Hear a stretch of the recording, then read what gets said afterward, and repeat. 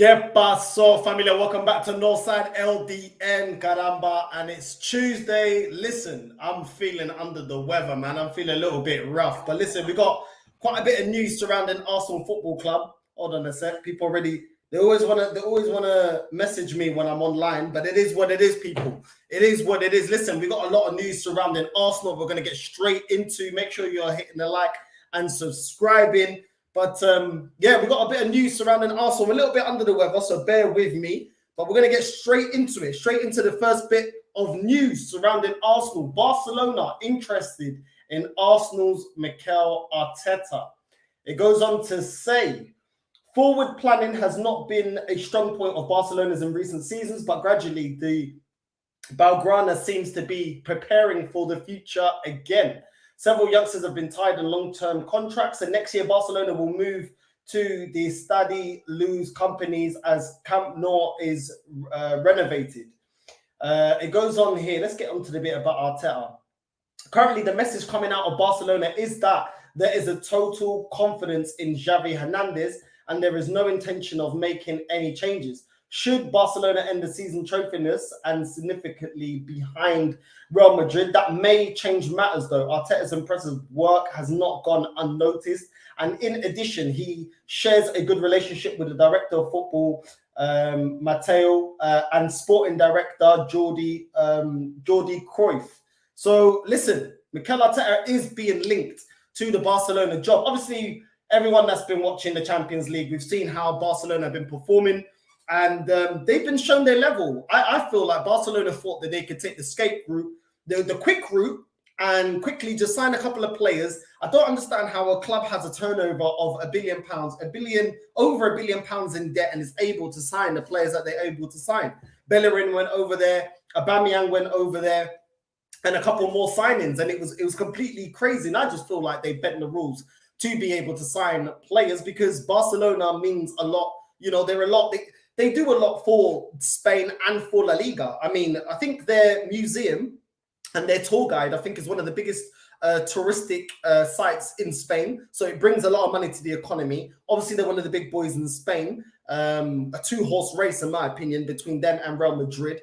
And ultimately, them not performing well in the Champions League and, you know, falling out of the Champions League disgracefully. You know, we were expecting a lot more from Barcelona, and the way they dropped out, you know, their shareholders and everything, and the fact that they try to sell a lot of their assets to make money. They know they need to be in the Champions League. They need to be in the knockout stages. They've got requirements for shareholders and sponsorships, etc., etc., etc. And Barcelona are not flush with money at the moment because of their mismanagement that everybody knows about. So at the end of the day, there is pressure on Xavi and the way that they fell out of the Champions League. Let's just be 100% real. The way they performed in the Champions League was atrocious. So I'm not surprised that Xavi's job is on the line. Barcelona are a team that have to be winning. They have to be picking up cups and they have to be performing. And, you know, it's different. You know, in the Premier, let's go over the Champions League to put some context behind why Xavi is now under a lot of pressure for anybody that hasn't been following Barcelona in the Champions League. I mean, against Victoria, they won 5-1. Then they lost 2-0 against Bayern Munich. Then they lost 1-0 against Inter Milan. Then they drew 3-3 against Inter Milan. Then they got slapped in their last game, 3-0 against Bayern Munich. And that 3-0 thrashing against Bayern Munich is embarrassing. And I'm sure that the hierarchy, the board at Barcelona are not going to be happy with that Pucadia. And they're looking at Arteta thinking he's a Spaniard. You know, he's somebody that's performing very well for Arsenal at the moment. It's not, you cannot deny that. He's doing very, very well at the moment, Arteta. And hopefully long may it continue because I want to lift silverware at the end of the day. I don't wish bad for Mikel Arteta. And I think he's outperformed what any Arsenal fan has expected, whether you rate the manager or you don't rate the manager like me. This is more than we expected from Arteta this season. And long may it continue. But Barcelona are keeping tabs on Mikel Arteta. And at the end of the day, look, it's gone really terribly bad for Barcelona in the Champions League. But then when you look at them in La Liga, they're in second place. So in La Liga, they're not actually performing that bad, Barcelona. When you're looking at the table, Real Madrid's number one. They're top of the table with 32 points. Barcelona are second with 31 points. So when you're looking at it, you can look at it both ways. You can say that Barcelona have not performed well in the Champions League and now dropping into the Europa League. It's gone terrible for Xavi in that aspect. But in the league, you know, it's still all up for grabs. They're 1 point behind first place Real Madrid. In third place, Atletico Madrid are behind them at about 8 points. They got 23 points. Barcelona got 31. So listen, it is what it is. They're not too far off, but ultimately Barcelona know, you know, and Xavi will know that his head will be in the chopping block. It's like I can't even speak right now. His head will be in the chopping block if he does not deliver a trophy. Barcelona are not a club that are going to rest on, the stuff that we put up with at Arsenal. So it's one of them ones. They're going to be keeping tabs. And at the end of the day, and I said this before, this is why I don't understand when fans get overly excited about a certain player or a manager. At the end of the day, they're employees. And if Barcelona come in for Mikel Arteta and put a serious bid or try to buy him out of his contract, I do not see Arteta rejecting Barcelona in favour of staying at Arsenal. At the end of the day, he's an employee of Arsenal, and if he sees a bigger club or a club that's, you know, already competing in the Champions League, I know they crashed out, but they did qualify for Champions League, and it looks like if they continue their form in the league, they will qualify again for Champions League next season. And the amount of money that they got, I don't see him rejecting Barcelona. And this is why I don't understand when Fuse da Puta come up to me, oh, Mikel Arteta has proven you wrong, this and that. Listen, at the end of the day, there's mercenaries. You're not going to find people like Totti anymore. You're not going to find people like Gerrard. You know what I mean? You're not going to find those kind of players anymore in modern day football. Nor managers. You know, we've seen managers, you know, we've seen Mourinho, Chelsea legend, went over to Manchester United. We've seen these kind of things before. So at the end of the day, a lot of these managers and players know they got a shorter career and they want to win and be in the best position they can for their own career and their own self endeavors. So it is what it is. Mikel Arteta, do I believe that Mikel Arteta is going to go to Barcelona now? Claro que no, caramba. Claro que no. Of course he's not. At the end of the day, Arsenal know that they cannot let go of Mikel Arteta at this moment in time. We're first in the league. We're performing very well. Thrashed Nottingham Forest. Arsenal are not going to be stupid enough to let Mikel Arteta go. Do I see Saka? You know, I don't see Arteta going. I don't see even players, the youngsters that we've got, that their contracts are coming down to the last 2 years. I don't see Arsenal allowing them to go either, because this project at the moment, you know, is performing at the moment. I don't see Saka leaving. I don't see Martinelli leaving. I don't see Saliba leaving. The club know they need to get those 3 players signed, their contract signed and renewed, and they know that they need to keep Mikel Arteta. But at the same time, let's not, you know, at the end of the day, this is what I'm talking about. Like we need to make sure that we tie down, you know, the players and that we need to tie down and get the business that we need to get done before, you know, some of Europe's elite come looking at Arsenal and trying to think that this is Shepherd's Bush Market. This is not Shepherd's Bush Market. I want to keep our best players. The manager, you already know how I feel with the manager. If you are a regular here at Northside LDN, you already know I don't particularly rate Mikel Arteta. I think there's better managers out there. I've been impressed with how he's got us playing this year. I've been impressed with, you know, the resilience and the mindset that's changed around Arsenal. But I'm not really rating sometimes the way some of his game management. I think sometimes that could use a bit of an improvement. And I also think that his squad building leaves a lot to be desired as well. So there are things about him that I don't rate. But at the end of the day, we're in first place, and we can't get rid of the manager when the team is performing like this at this moment in time. So I don't see this happening now, but Barcelona, let me know in the comments down below. Do you see Barcelona coming in serious for Mikel Arteta, or do you think Xavi still has a bit of time and he's still got, you know, some people in the Barcelona hierarchy that are still on his side and still believe in him? I think that because he's performing pretty well in the league, he's only a point behind Real Madrid. I don't see them getting rid of Xavi just yet. And he's got a little bit of credit in the bank. At the end of the day, Xavi was part of probably the best Barcelona team ever. You know, Xavi, Iniesta, Messi, you know what I mean? And even when they had Neymar and everything. So he's definitely a club legend. And I do believe that they'll give him a bit more time. But I think if he flops in the league, and he doesn't win, you know, Copa del... I don't even know if a Copa del Rey will even save his job. I think he has to be winning the league or being thereabouts and in a title race. And then maybe they'll look serious for Mikel Arteta and see if they can get Mikel Arteta in. But it is what it is, man. Would I be crying if Mikel Arteta goes now? No. But if they allow Mikel Arteta to go, then how much do they really believe in this guy? And why would they, doing all this propaganda and the DVD about all for nothing and all that pucaria and all that merda that they were doing for Mikel Arteta, if they're gonna just let him go to Barcelona, if Barcelona come in knocking at Arsenal's door and serious to get Mikel Arteta over to Barcelona, how much do you really believe in the guy?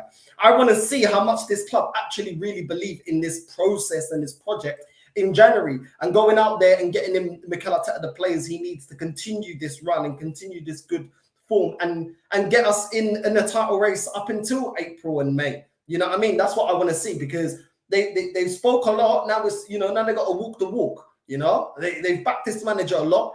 They've backed him when he finished 8th. They backed him when he finished 8th again. They backed him when he finished 5th. And now it's time to back him when he's first in the table, still in the title race, even though we've got a long way to go. They got to back him. If this is their guy, they have to back him. Otherwise, what's the point of selling us all this propaganda on him? It is what it is. I don't particularly think Mikel Arteta is all that, and I don't think he's an elite manager. But I'd be very surprised if Arsenal allow Barcelona to pip him away and go to Barcelona at this moment in time. I think Xavi will be staying over there at Barcelona. But let me know what you guys think. Let me know in the comments down below. Let's get into the next headline. Positive update on Bukayo Saka injury ahead of Chelsea clash. Now, this is a good bit of news. Obviously, Saka went down, I think, with 26 minutes to go in the Nottingham Forest game. Saka went down and was subbed off. I think he should have been subbed off before, because he went down, I think he went down 2 or 3 times. I think he went down twice before Mikel Arteta actually took him off. So I think he should have been taken off beforehand. But if we go into this, it says that the Daily Mail report that England team medics have received word from their Arsenal counterparts that the early signs of Saka's injury are positive. The FA are currently hopeful Saka will be available ahead of the World Cup. The Mail add that reports now claim Saka could even feature against Chelsea on Sunday, but it's not a certainty at this stage. Saka has had some precautionary tests to rule out any serious issues, and he won't be ruled fit for selection until results come back. Mikel Arteta didn't seem to think it was anything too serious after the game, saying it was a bad kick. I don't see anything further than that. He was kicked a few times and it wasn't helpful. As for whether Saka might miss the World Cup, Mikel Arteta said, hopefully not. Let's see how he is in the next couple of days. So hopefully, we get the results on that. Saka is back. We need Saka in this team. We know that we got a thin squad. I know a lot of people are going over the top sometimes, saying that we need to re-sign Reiss Nelson. We're going to get into that. But for me, we need Saka. Saka's proven. Saka, more times than not, even when Saka's not been having the greatest games this season, he's still come out with a goal and an assist. And I want to keep seeing Saka. I think him going down is not only him getting fouled. To be honest, I think Gabriel Jesus has been fouled more times this season than Saka has. I think it's down to also fatigue. And the guy is always playing almost every game. And this is why I say that you have to rotate and you have to look after certain players. And I've said it before and I'll say it again. When you're looking at Haaland over there at Man City, he's being rotated, and the fact that they rely on him so much isn't blinding their manager to say, we can't rotate Haaland, even though he's such an amazing striker, and X, Y, and Z. They're still rotating him and making sure that he's fresh and not burning him out. We had this last season where we were burning Saka out, and we got away with it with burning him out last season, and he never got an injury. Now you cannot expect to do that every season. We need to monitor him. A lot of people have been telling me, with Tini, we're monitoring Tini. Tini can't play every game. Sometimes I want Tini to play. Tini's been in and out of the squad. But Tini's injury record, we're monitoring his games. Yeah, but we should also do that. If we are doing that, good, because we're learning from the past.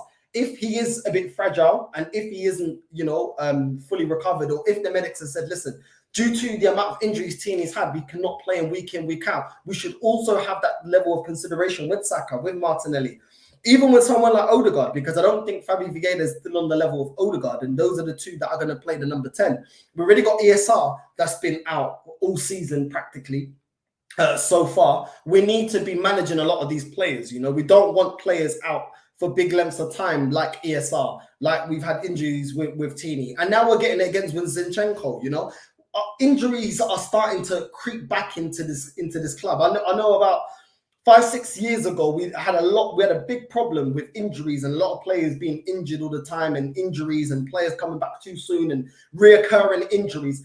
We moved away from that a little bit. Let's not revert back to that, because I remember the day when we had more players on the medical table than we had out on the field, and I don't want to revert back to that, you know, and not managing injuries very well. At the end of the day, we got ESR out. I really wanted to see ESR this season, and he's been injured. There's something there. Maybe we have to manage him the same way we're managing Tierney.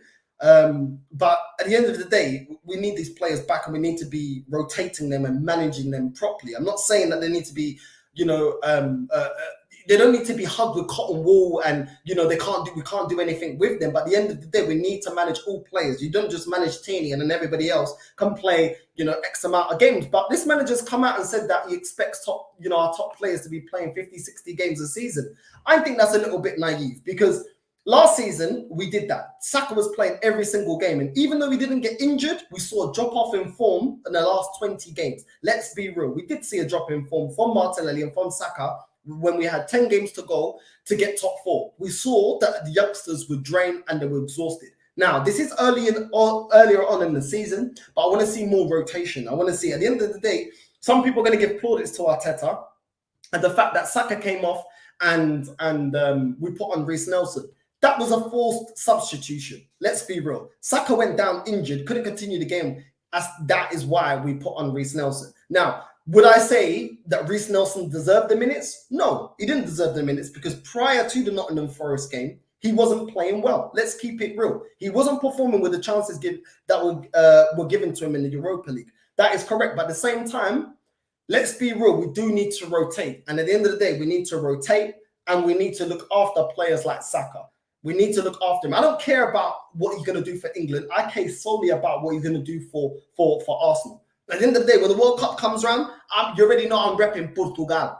Portugal, caramba. And he doesn't represent Portugal, so I couldn't give a crap if he's going to play for England. I want him fit and raring to go for Arsenal. So I do think we need to monitor him. Does that mean, I'm not saying go over the top with it, but the same way we're monitoring Tierney, we need to monitor the youngsters as well, make sure that we can have them for the duration of the season and not repeat the same mistakes that we had last season that ultimately made us flop achieving our target last season. So it is what it is, people. Let me know what you guys think about Saka. Even if you know any news that I don't know about surrounding Saka, he's still undergoing tests, and we're going to see if he will be fit and ready to participate in the game in the weekend against Chelsea, which I think is going to be a tough one. I think we're away, so it's going to be a bit of a tough one. Listen, people, I'm not actually well at the moment. I came home from work today because I had a bit of a Tommy bug. You know what I mean? A bit of a Tommy bug. You know what I mean? So at the end of the day, please like and subscribe or dislike the video. Anything to get the algorithm working on my side, and getting this video out to as many people as we can. So make sure you hit the like button, caramba. Don't be a filo da puta. I'm ill. You know what I'm saying? So don't be a filo da puta. Make sure you like and subscribe. Don't be a marica all your life. Like and subscribe, and comment if you want to comment. And let me know your thoughts. Let me go on to this headline, which is a headline that's been going around. I'm seeing all Arsenal channels covering this headline. Uruguayan international's agent confirms Arsenal interest and offers update on imminent Man United transfer. So we got this here. The agent of Facundo Torres has confirmed that the Premier League side Arsenal are interested in the Orlando City winger. Listen, I don't know if I butchered that name. Let me just call him Torres because I don't even know. Arsenal made a number of additions in the summer with Gabriel Jesus, Fabi Vieira. Yeah, we know. What's this here? Arsenal technical director Edu and the rest of the Gunners hierarchy could look to build on their success in the opening 12 matches of the season by bringing in some new faces in the January transfer window. Well, they better. Youri Tielemans is perhaps the most consistently linked central midfielder, but there's been speculation that another winger is also high up on the agenda after letting Nicolas Pepe leave on loan at Nice. The Evening Standard have claimed that Arsenal are considering a January move for Orlando City winger Torres as they look to provide competition for Bukayo Saka. Torres has contributed 9 goals and 8 assists in 34 Major League Soccer games for Orlando But the Gunners' move for the 22-year-old is still at an early stage, and it remains to be seen whether they press ahead with a deal for him after talks with his representatives and Orlando. So yeah, that's what they're. There have been rumours that Arsenal could lose Edu to rival club, with reports of concrete interest from at least 2 European clubs.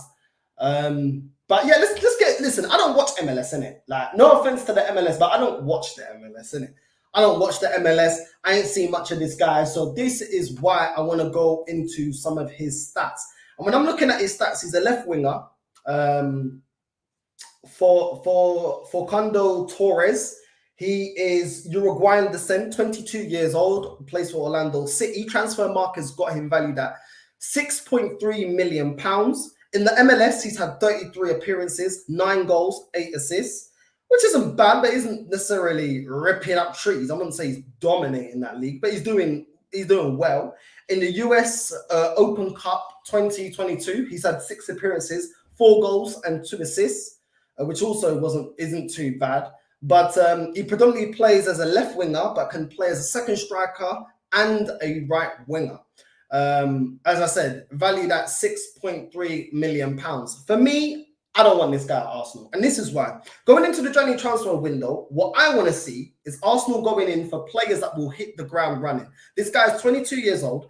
I wouldn't say that he's ripping up trees in the MLS. And to be honest, the level of the MLS compared to European football, for me, it's not at the same level, if I'm going to be completely honest.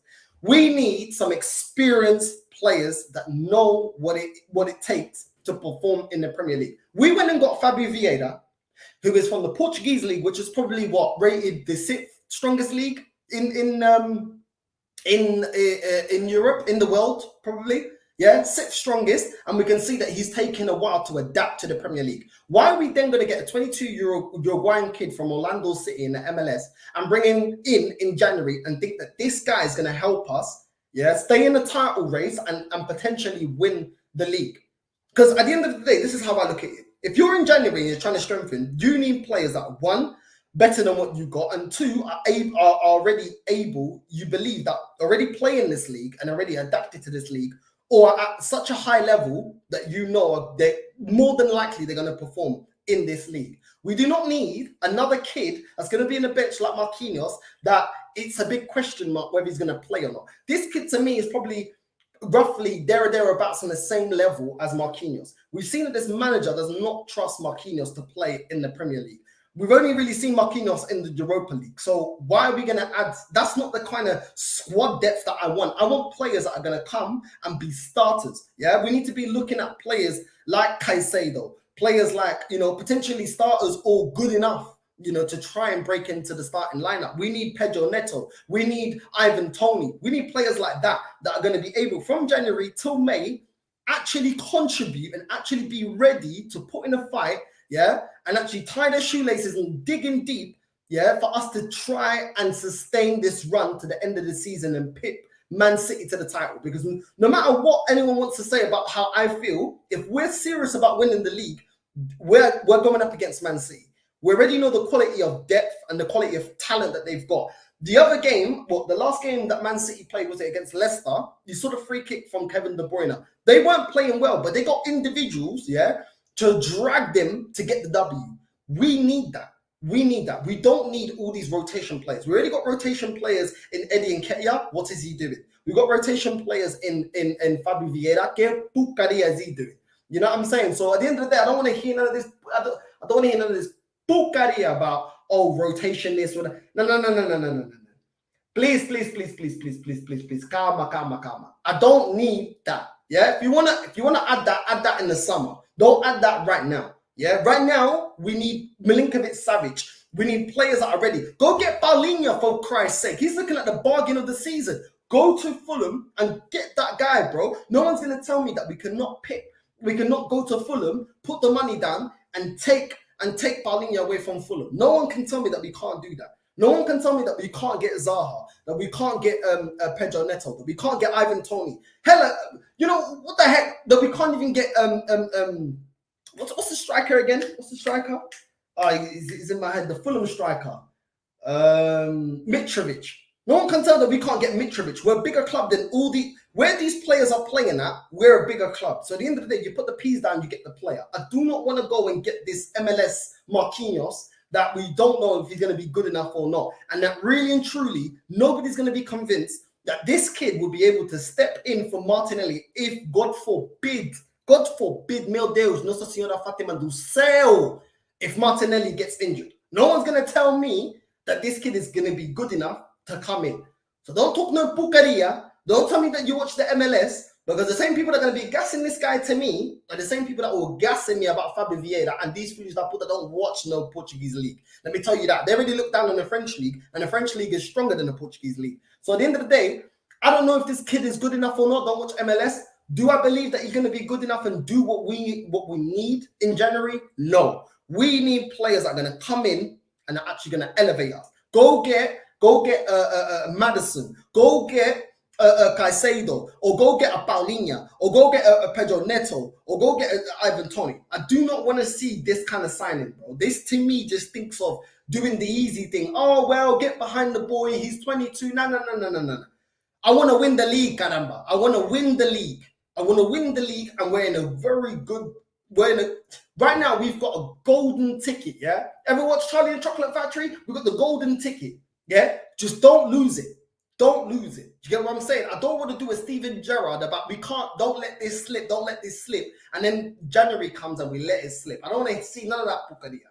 Yeah? Let's go get some proper players, because this kid, I do not believe, is going to be able to come to the strongest league in the world and be able to perform for us week in, week out the way that we need. So, sorry. Listen, for me, it's a no. Let me know your thoughts. Would you take this kid? Do you know about this kid? Facundo Torres, do you guys rate him? Have you seen him? Let me know. I ain't seen him, and I don't think he is what we need. Now, Reiss Nelson publicly announces desire to extend Arsenal contract. I've never doubted myself. Reiss Nelson said he would love to sign a new contract at Arsenal. And he said, I've never doubted myself at this football club. Arsenal is a team that I've been at since I was 8 years old, and I have a very, very strong bond and love for the club. Of course, there's been times where I've been a bit down when I haven't played or been on the bench, but my plan has never been for me to leave the club or say that I have no future here. And I will do everything possible to get there. Of course, I only have some months left on my contract, but at this moment in time, getting a new deal, of course, that would be amazing. And I would love to commit to the club, he said. But I'm just really, really focused on doing everything possible to do the right stuff. And if I get to play for the team to do well, of course, it's hard coming in for 5 to 10 minutes, and I would love to play much, much longer. But any opportunity I get, I'm going to try and take and just do my very best and just keep helping the team, really. What's this here? I feel like I've matured. I've learned. I think it's helped my game quite a lot, playing in big games against big teams like Roma in the final of the Conference League, and especially going to teams like Ajax, atmospheres I haven't really experienced, which only helped me. So yeah, I'm grateful to Feyenoord for giving me the opportunity to play, and it's just made me much more hungry to go back to Arsenal and play much more. So yeah, listen, at the end of the day, am I surprised that Reiss Nelson wants to stay? No, because I don't think that there's any other team the size of Arsenal Football Club that are going to offer him the type of contract that Arsenal would offer him. Now, this is where I don't... I understand why Reiss Nelson wants to stay at Arsenal. I fully get it. Yeah, I fully get it. You're not deserving. Let's be real. He performed very, very well. Reiss Nelson performed very, very well against Nottingham Forest. Reiss Nelson this season has been given some minutes to perform, and he hasn't. He's only performed against Nottingham Forest. Now, are Arsenal going to do what we did with Eddie Nketiah and only give him a contract renewal based off of one performance? Now, some people will say, oh, that's harsh. But at the same time, he hasn't done it consistently. He has not done it consistently for Arsenal. So it's a bit of a risk. Obviously, his contract's running down. So he's now, the power is now with the player. Either Arsenal sign him up, Yeah, and he will say, him and his agent will say, listen, I got months left. If you lot don't want to sign me up to the contract and the weekly wages that I want, I'll just run my contract down. And the next club I go to, I will get a bumper pay package. I get a signing on bonus because they won't have to pay anything for me because I'll be a free agent. Plus, I will get a big wage or a bigger wage than I'm on right now because I'm a free agent and I've not cost the club any upfront money. So at the end of the day, Arsenal, if we are going to re-sign Reiss Nelson, we are going to have to pay over the odds. Are we going to do what we did with Eddie Nketiah? A lot of fans were coming out with the same pucaria about, oh, protect his value, protect his value. Yeah, I'm so sick and tired of that. Protect his value. Yeah, we protected Nketiah's value. What's his value now? Because what's Nketiah done since scoring 1 goal against Zurich? What has he done? 1 goal against Zurich, you know, and that is it. Does he really? Does Eddie Nketiah really deserve 100k a week? Because this guy's gonna really want something along them lines. I don't even know how much he's on. What's he on? Like 30k, 40k? He's definitely gonna want probably like 100k. Do you know what I mean? So you know, him and his agent are gonna try and get up close to that because they're gonna be looking at other players in the squad and in the team and thinking, hold on, how is everybody on that money and I'm only on this money? You know what I'm saying? So at the end of the day, I don't want to be held to ransom once again for a player that ultimately isn't the future of Arsenal. I don't think this guy is good enough. I think he did very well against Nottingham Forest. Does that mean now all of a sudden he deserves a contract renewal based on one performance? Nah, not for me. Ultimately, Reiss Nelson hasn't been good enough. He took his opportunity. Listen, maybe in the next couple of fixtures, if he gets a couple of games, maybe he can keep this consistent form up. Do I believe he will? I don't really think so. I don't think so. You know, I know it's Nottingham Forest and he played well against Nottingham Forest, but he had a game against, you know, against teams that, for me, with all due respect to them, are small teams in the Europa League, and I didn't see him turn up. And I was quite disappointed. I thought that he would turn up, but he didn't. So I think this is a mistake. And we've had this mistake before where Arsenal re-sign players off of sentiment. If you take the sentiment away, has Reiss Nelson, yeah, you can say, okay, you can, if you want to defend him, you can say Nottingham Forest. Apart from Nottingham Forest, has he actually, does he actually deserve a contract renewal?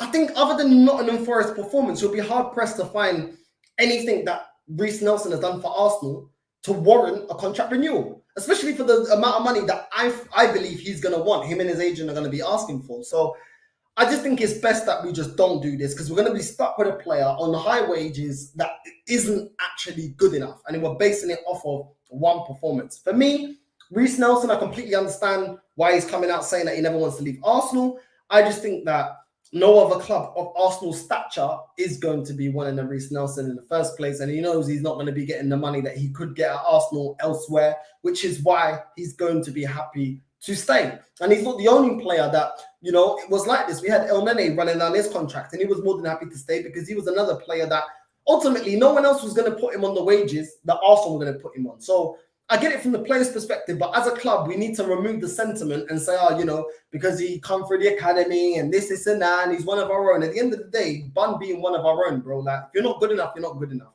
And I don't believe the guy's good enough. Yeah, I can give him props for a performance, but I give props, yeah. I big up players and I rate players that are consistent.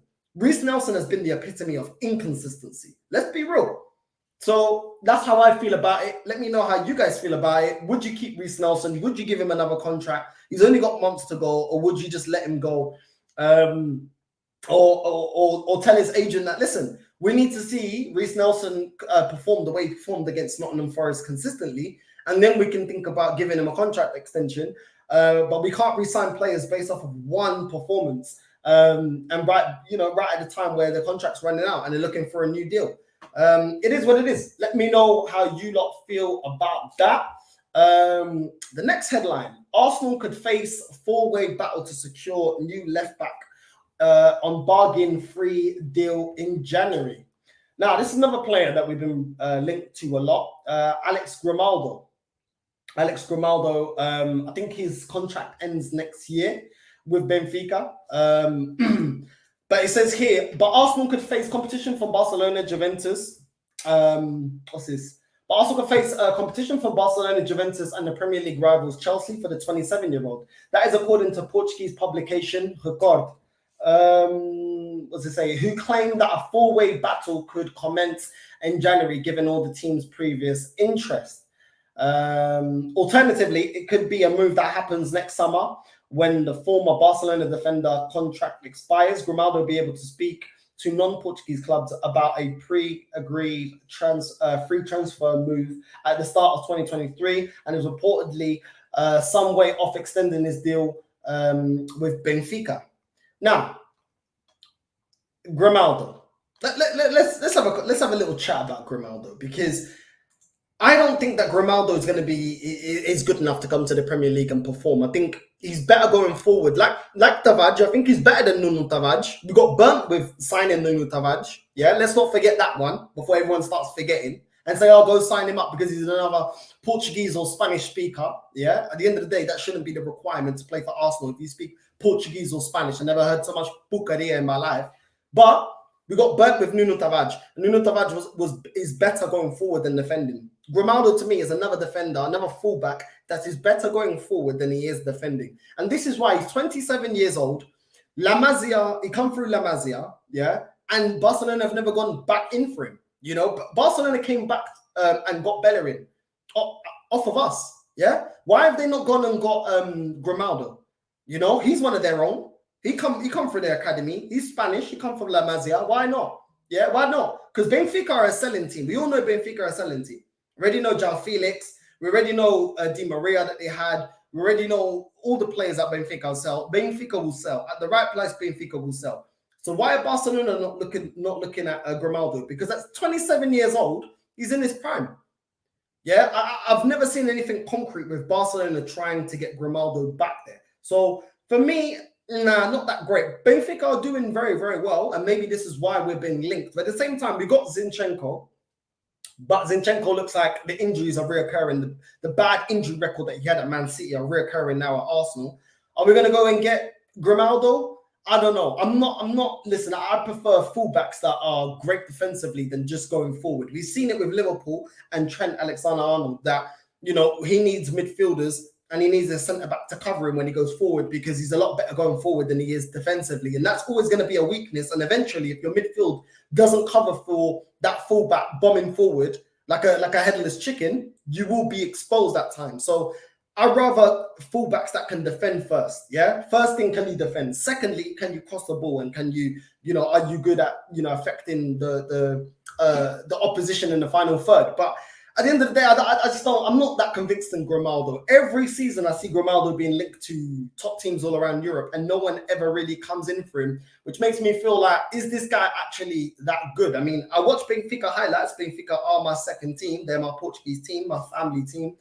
But at the same time, it's like, I've never, the way Benfica fans have spoken to me about Grimaldo and what I've seen from Grimaldo when I do watch Benfica highlights is he's a lot better going forward than defensively. And I just don't feel like that's going to be that great. I mean, we already got Zinchenko that defensively he's not as good as Tini, but he's arguably better than Tini going forward. So we already got one left back that is like that. Are we going to get another winger, another fullback, left back that's going to be of the same mold of Zinchenko?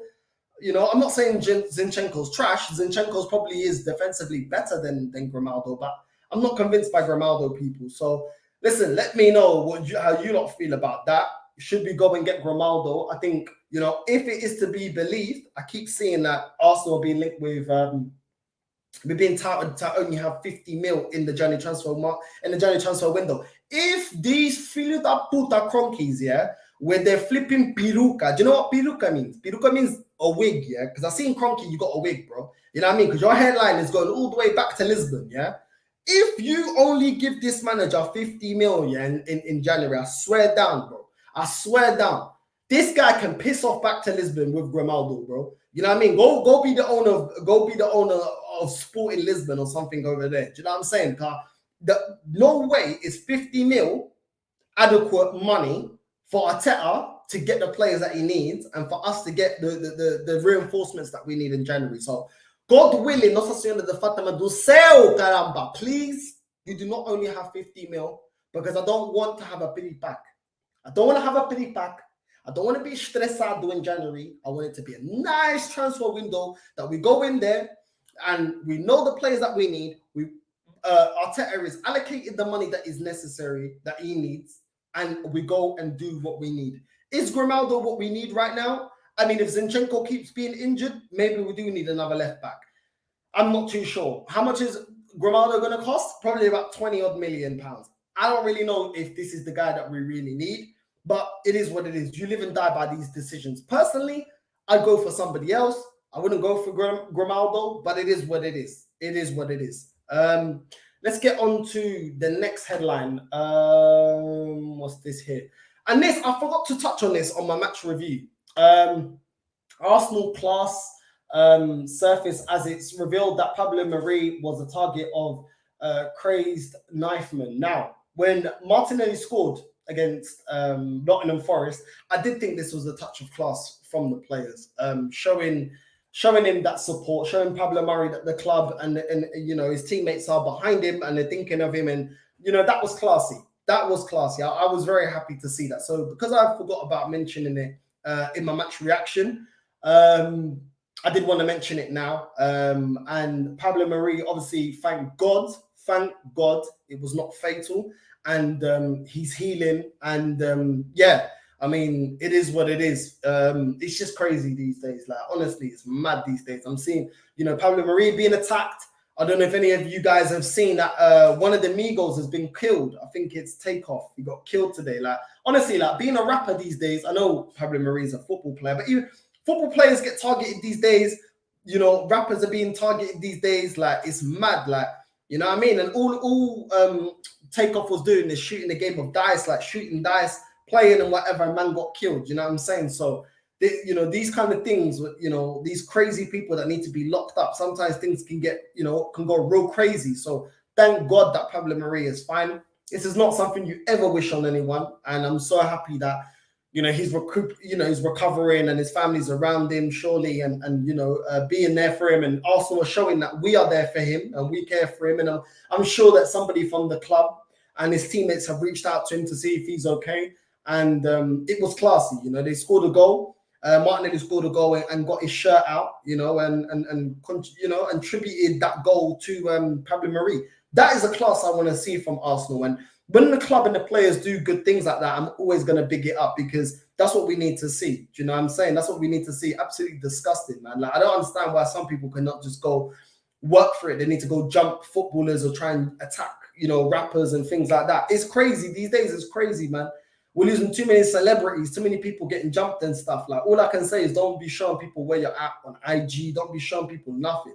You know what I mean? A lot of times I post up where I'm at after I've been there, not when I'm there. Do you know what I'm saying? So, and I'm not even of that profile, and I still have that mentality. Like, it's just, unfortunately, there's a lot of people that want to do people, dirty or want to do bad madness to people. So, listen, Pablo Mari, obviously, from me, and I'm sure that everyone, whether you're an Arsenal fan, whether you're a football fan, whether you're a human being, whether you're a human being, I'm sure we all are wishing you a speedy recovery and wishing him all the best, and for and hopefully the club keeps supporting him and showing him that we're there for him. And man, it is crazy. It's absolutely crazy. That was a very sad bit of news to see. But David Ornstein reveals William Saliba contract offer. Now, it looks like we are going to extend Saliba's contract. His current contract is set to expire in 2023, so next year, whilst there is option for a further 12 months, according to The Athletic. I think he's on 40k a week. Yeah, Saliba is thought to be earning 40k per week at the Emirates, one of the lowest wages in the squad, and certainly deserves a bumper pay rise.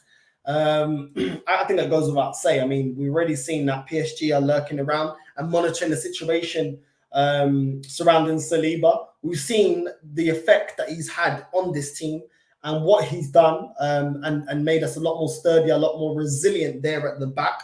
And I hate to say I told you so, but I told you so. I was saying that when he was out on loan that he should be in the squad.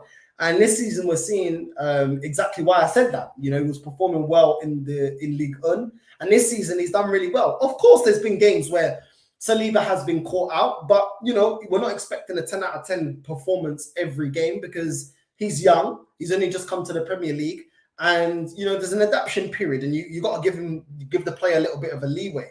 And I'm surely giving him a bit of a leeway. There are aspects sometimes he has shut off, but a lot of times I think the way he reads danger, the way he marks his man, the way he's so commanding in the defense, this is the type of centre back that we've been needing, that we were wanting at Arsenal, and we have to get him signed up. And like I said, when I keep seeing Saka, Martinelli, Saliba, them being linked to other teams, the best way to dead up all these rumours and all these bit of news and journalists speculating and clubs speculating and coming around them is Arsenal doing what we need to do and getting them tied down.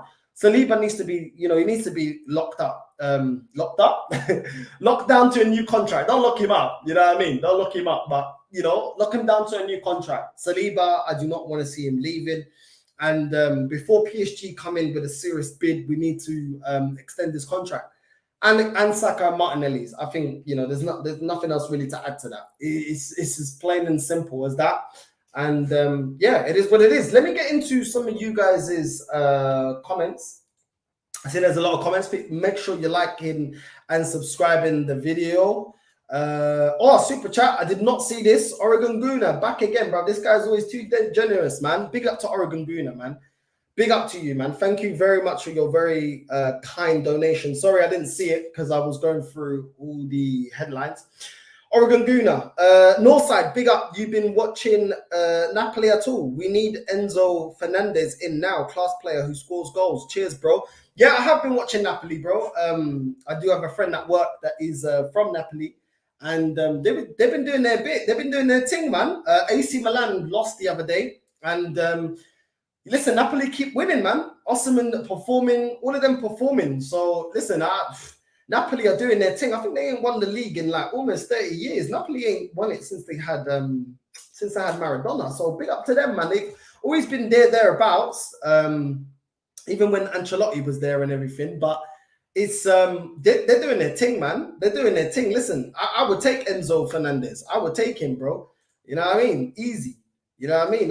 For me, the way they're performing right now, Napoli, they are favourites for the league. They're just doing their thing, man. You got to respect it. You really got to respect it. They've got that guy from Georgia, that country, Georgia. Kavara Tish. I don't even have to pronounce the whole thing. You know that Kavara anyway, the Kavara guy, the one that plays left wing. He's a baller. Do you know what I mean? And apparently I saw, what's his name?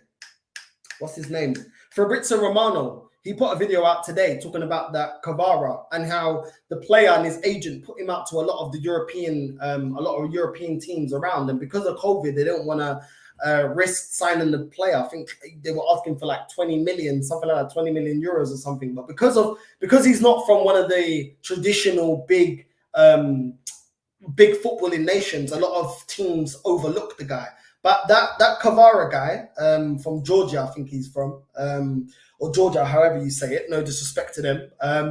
He's balling, man. He's balling. And it's silly that some clubs overlook players just because of their origin. At the end of the day, it is what it is, man. Like, just because, I've seen bare Brazilians that are not all that. And I've seen Brazilians that are all that. I've seen,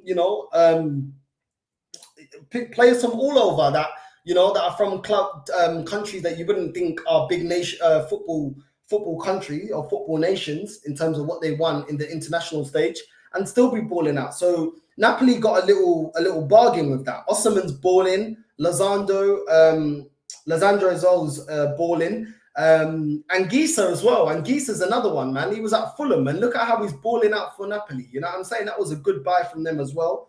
Do you know what I'm saying? They've literally they got their money from Insigne and all them players, and they've rebuilt their squad really, really well. They're more of a balanced team. And big up to Napoli, man. They've done it the right way. They've rebuilt their team and their squad in the right way. So big up to them, man. And Oregon Guna, love, bro. Thank you for tuning in. And love for the donation, man. Love for the donation. You guys already know I don't beg for donations, but any donations are welcome. So big up, man. Thank you. Even if it's just £1. You know what I mean? Don't put anything too big because YouTube do take half of that. So I'm only getting £2.50 out of that. But still, big up to you. Thank you for the donation and the super chat, bro. Big up to you. Northside, big up, bro. Martin Odegaard, overall games, 75 goals, 13 assists, 9 passing, leading to direct shot, 59. Madness.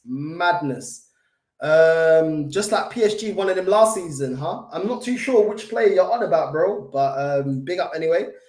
He ain't leaving. He has too much power now at the club. Big up, chat. Listen, I don't see Arteta leaving just now, but I think if Barcelona come in serious, bro, he's off, man. He's off. I think Arteta's off, man. You know what I mean? Like, he may never... Because you got to look at it, yeah? When is Arteta ever going to get a shot at being the Barcelona manager again? Do you know what I'm saying?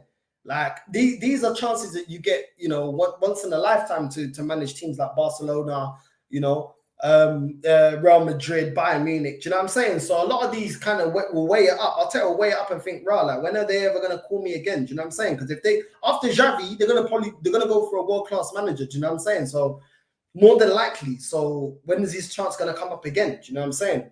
And, you know, depending on how things end with Arsenal, if he gets fired and doesn't win anything, then you already know, like, when managers underachieve or, you know, they don't do as well as what was expected, you know, their value as a manager goes down.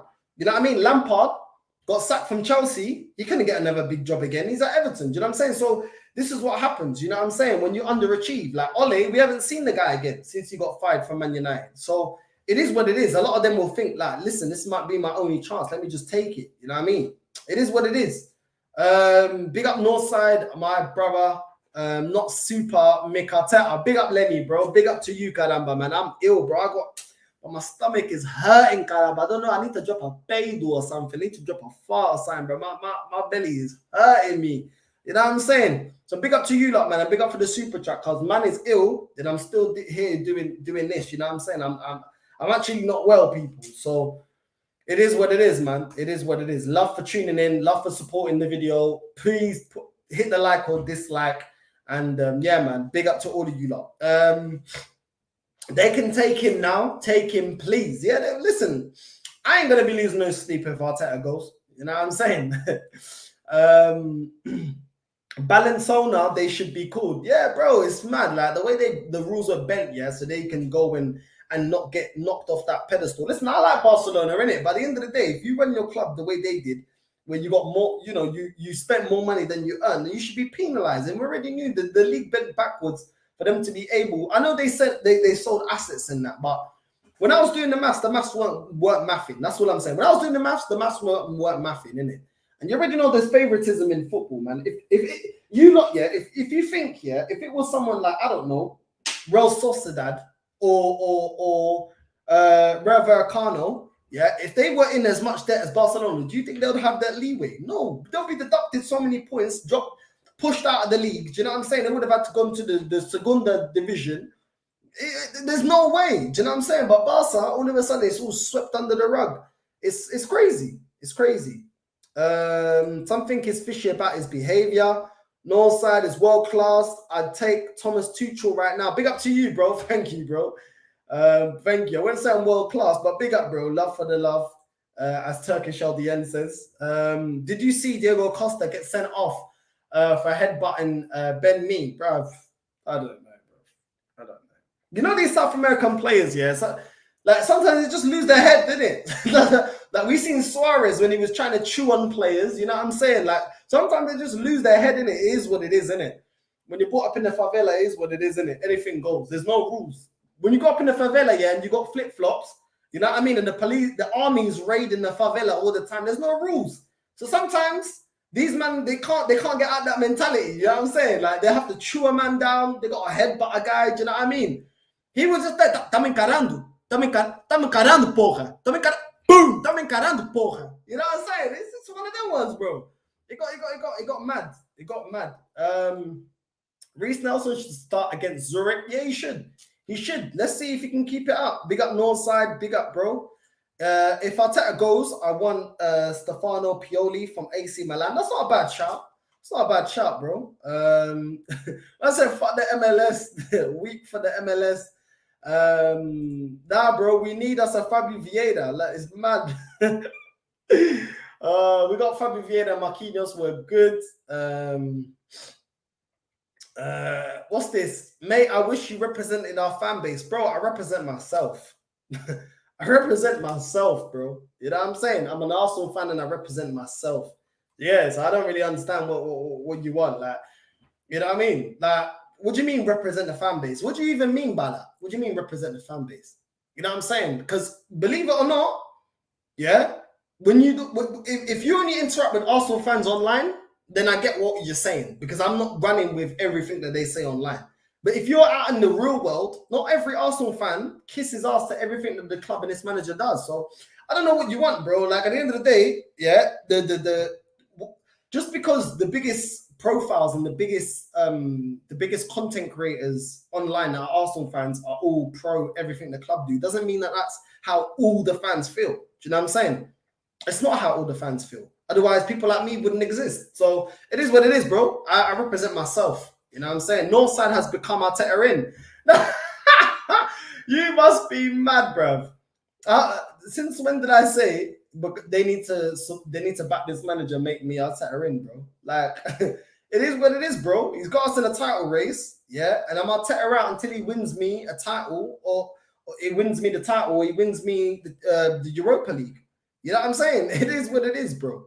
It is what it is. Like, it doesn't mean I'm Arteta in. I give props where props is due. Arteta he has got us into the position that I want. Now maintain it. Because it's all, it's all good being top of the table in October and that. Yeah, but if you fall off, then who really cares? The season doesn't end now. So listen, props where props is due. We're playing better this season overall. And yeah, props. But at the end of the day, yeah, if we go into May and we drop off, who really cares? So he's got to sustain it. Like, I'll give him props where props is due, but at the same time, I want to win the league. Like Enzo Fernandez, Rafael Leao. Yeah, I'll take them. Yes, let's add him to the rest of the rubbish. I think you're talking about the Fernandez winger from the MLS. Yeah, bro, I'm not for it. Bro scores 2 goals and thinks he's shit. Reiss Nelson, we want you to stay, bro. Like 2 goals. How many appearances has he had this season? And he's only scored 2 goals. Name me another good performance from Reiss Nelson. If you can't, then you're literally basing it based upon 1 game. If you're making decisions like that, then this is exactly why we signed up Eddie Nketiah. You know what I'm saying? Protect his value. Oh, he helped us. He helped us in the last 10 games to try and get top 4, which we failed at. We gave him a contract extension, and he's showing us exactly what he was before the contract extension. Not good enough. So I'm not really sure. I'm not too sure what you're on about, mate. But it is what it is. Still think Nelson should get the rest of the season to decide if he is good enough to stay. Yeah, 1 performance ain't good enough to say that a player's, come on, man. Every dog has its day. Most players in the Premier League at least have 1 good performance. Does that mean we should go, should we be linked to every player in the league? Like, come on. Do you know what I'm saying? Nelson is doing better than Sancho. Let's wait to the end of the season, man. The season ain't even over. People are already making these comparisons. Like, let's just wait to the end of the season, man. Do you know what I mean? Let's just keep calm. At the end of the day, the season ain't over. Do you know what I mean? The season ain't over. And Sancho's playing in a team that the process and the project has only just started. You know what I'm saying? Reiss Nelson's playing in a team that this is going on to almost 4 years now in this project, in this process. So, come on. Let's keep it. Let's be real about it. Spot on about Reiss Nelson. He hasn't been doing it consistently for us. Exactly, bro. So I'm saying, facts on our side, we are a sentimental club towards these players, bro. We've seen, other teams be way more ruthless, bro. You know what I'm saying? I've seen Chelsea have legends, winning them leagues and stuff, and they get rid of him. Winning them Champions League, they get rid of him when they're over the hill, because guess what? It's not about sentiment. We saw Fergie at Man United do it all the time. He did it all the time. Most of the players, when they're past their best, got rid of him. Yam Stam, even though I thought Yam Stam wasn't past his best, but listen, he felt like he was past his best, got rid of him. Do you know what I'm saying? Got rid of him, bro. Like, bare players at Man United, like Fergie always rebuilt his team, and I always compare to Fergie because he is still the best Premier League manager that I've ever seen. And when you look at Fergie's longevity and how he kept rejuvenating that team, that is the blueprint as to how you rejuvenate teams, bro. When players are past their best, you don't hold on to them, you get rid. You need to get rid at the right time. Do you know what I'm saying? We've seen Klopp do it. They had Kompany, they had David Silva. Do you know what I'm saying? If Kompany and David Silva did for Arsenal what they did for Man City, Arsenal fans would never have allowed them to go. Like, they would have been crying, whinging, and complaining. Klopp saw, listen, You guys were very good servants at the club. You did what you did, but at the end of the day, it's time to go. You know what I mean? Goodbye, goodbye, good friends, goodbye. Because now it's time to go. It's time to go now. You know what I mean? It is what it is. So when I've seen clubs having players like that have contributed and play week in, week out for teams, some of our rivals, to win leagues and Champions Leagues, I'm not going to cry about Reiss Nelson if he doesn't sign the contract. I'm not bothered. You know what I'm saying? Like, who's Reiss Nelson really to me? Like, you know what I mean? Who is he? Now's the one who not done anything since he come back. Exactly. Big up Northside, my G. Everyone smash the like button if you haven't already. Show the support. Big up, bro. Pick up. Big up, man. You know what I'm saying? Listen, all fans are welcome on this channel. Big up to you, bro. You know what I mean? Big up, big up, big up. And love for the support. El Nene, I would just sell if we're not using him. He was never good enough anyway, so I ain't gonna cry over El Nene going. Sign us Bruno Guimaraes. Look at what Bruno Guimaraes is doing over there at Newcastle. You know what I'm saying? But it's a bit sticky with Newcastle because they're actually going up the league. They've got a lot of money now, and everything's going good. So now it's a little bit sticky. Do you know what I'm saying? These players seem like they're on side with the project that they got over there at Newcastle. It's a bit sticky, but we should still be able to try and attract Bruno Guimaraes. You know what I'm saying? I can see why the player would stay, but I can see why he could go. Like, at the moment, we're top of the league. So at the end of the day, you know, at the moment, we're looking at the more attractive club. But the trajectory over there at Newcastle, listen, Newcastle are going to go again as well. Like, when it comes to January, watch them buy again. They're not going to rest on their laurels. You know what I mean? I don't believe so. I think Newcastle are serious. The ownership there are serious. You know what I mean? They're not being stupid. They're not going and buying names. They're buying squad and they're building slowly. And I think they've got the best blueprints to go off of. You know, they can see it, the Chelsea model, the Man City model. Both clubs, when they got money, what they did good and what they did bad. And I think that's what, and that's why they're accelerating in their project and the process that they got over there. You know, Man City, when they got money, they went and got Robinho. You know, Newcastle ain't going and doing that. Do you know what I'm saying? Chelsea built their squad quite well. You know, I can't lie. They did build their squad quite well. And I remember they bought a lot of Portuguese players, Carvalho, they bought Deco, they bought a lot of players. But they're looking at them too, and they don't, you know, what works and what doesn't work. So, you know, when you got the blueprint to something that other clubs have already done and what worked and what didn't work, then you can, your process should be able to bang a lot quicker because you're able to see, you can already see the storm before it's coming, things that, you know, the other teams didn't see. So let's see. I don't know. Guimaraes to come from Newcastle to Arsenal. We'll see. We'll see. They got money as well. So the club is not, it's not like a selling club like Wolves and that. You know what I mean? They've got money. So they're going to want top dollar for Bruno Guimaraes because they don't really need the player. They don't need to be selling every year to balance their books. So if we're going for Guimaraes, it's going to be a bit of a tricky one. It is what it is. I wouldn't take Guimaraes.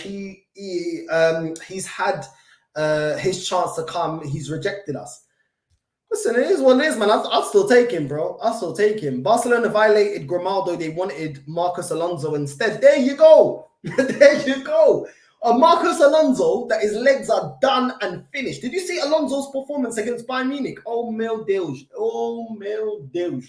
This guy is finished, and they still went for him. You know what I'm saying? Marcos Alonso was once a very good player. Let's not get it twisted.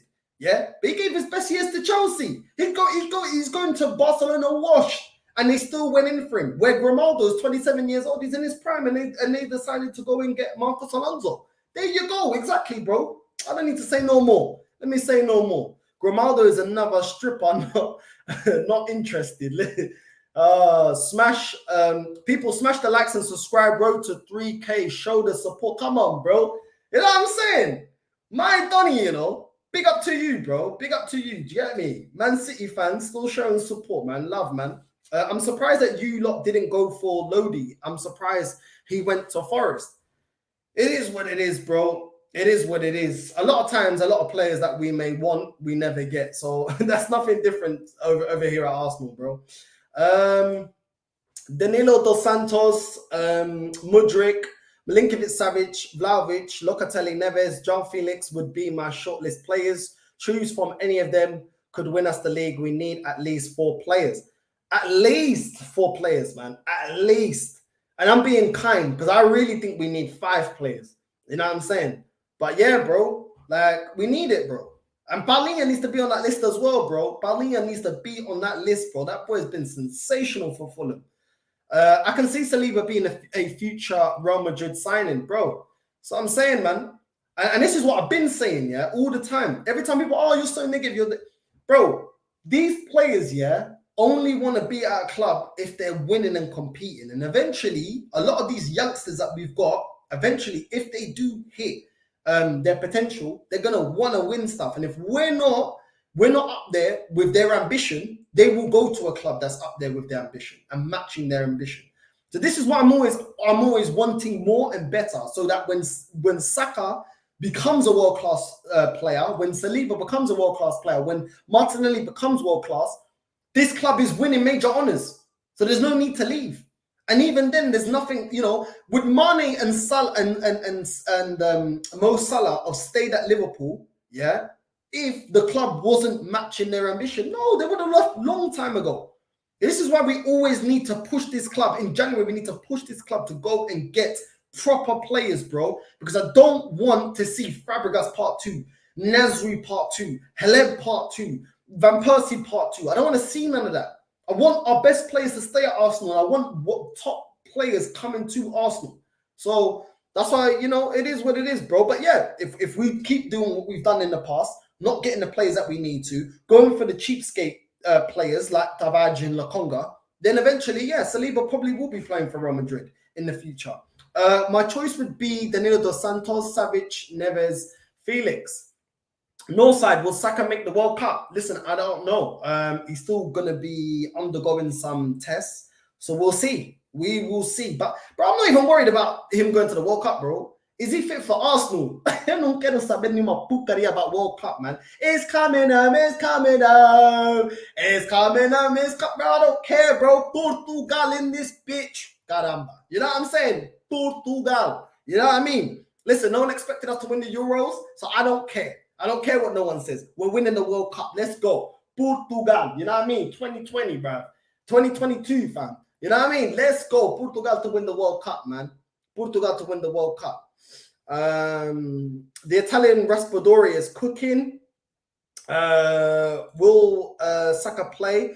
I'm not too sure. I'm not too sure. There's no trophies won in November. Serious Schooners will judge Arteta in May. Exactly.